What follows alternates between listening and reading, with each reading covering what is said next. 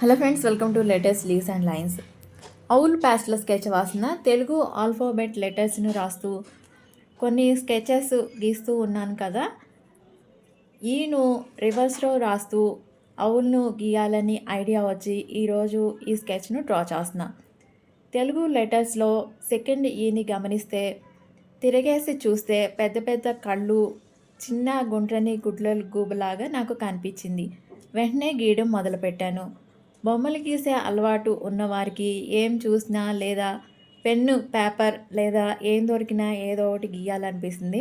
అలాగా ఈని చూస్తే నాకు ఇలా గీయాలని అనిపించింది.